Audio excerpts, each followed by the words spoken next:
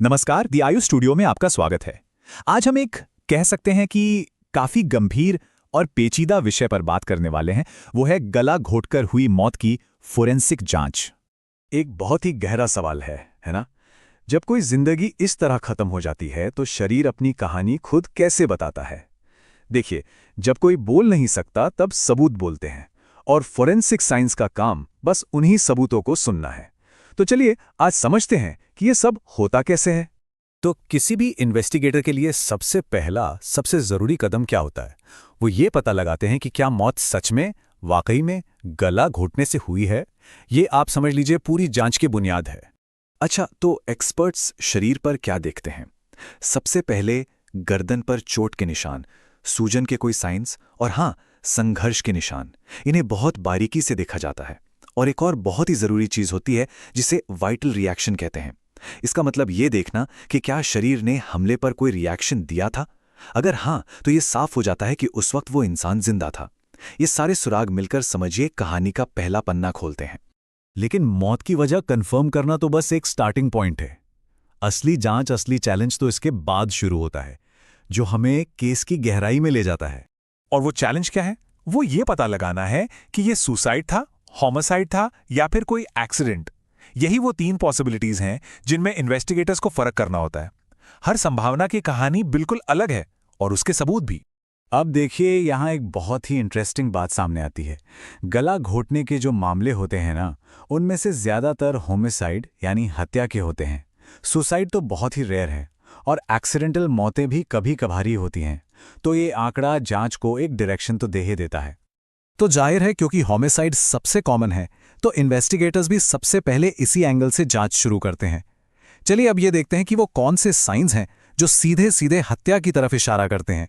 देखिए, source material में ये बात कितनी साफ साफ कही गई है।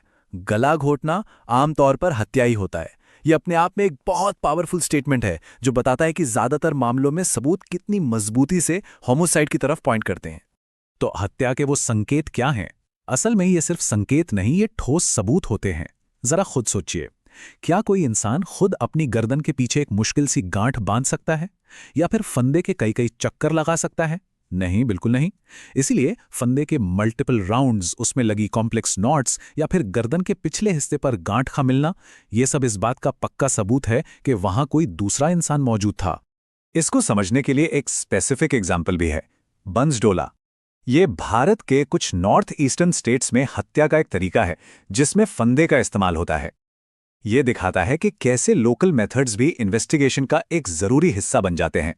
एक और एग्जाम्पल देखें तो इतिहास में गैरोटिंग का जिक्र आता है। ये स्पेन, टर्की जैसी जगहों पर मौत की सजा देने का एक तरीका था, जो दिखाता है कि गला घोटना सिर्फ एक क्राइम नहीं, बल्कि हिस्ट्री में सजा का एक बेहद क्रूर तरीका भी रहा है। अच्छा, होमिसाइड की बात तो हो गई। चलिए अब उन सिनेरियोज पर नजर डालते हैं जो हैं तो रेयर, लेकिन एक इन्वेस्टिगेटर के लिए उन पर गौर करना भी उतना ही जरूरी है। जैसा हमने पहले भी बात की, स्ट्रैंगुलेशन से सुसाइड बहुत ही अनकॉमन है, और जब कभी ऐसा मामला आता भी है तो हालात बिल्कुल अलग होते हैं। आमतौर पर संघर्ष का कोई निशान नहीं मिलता।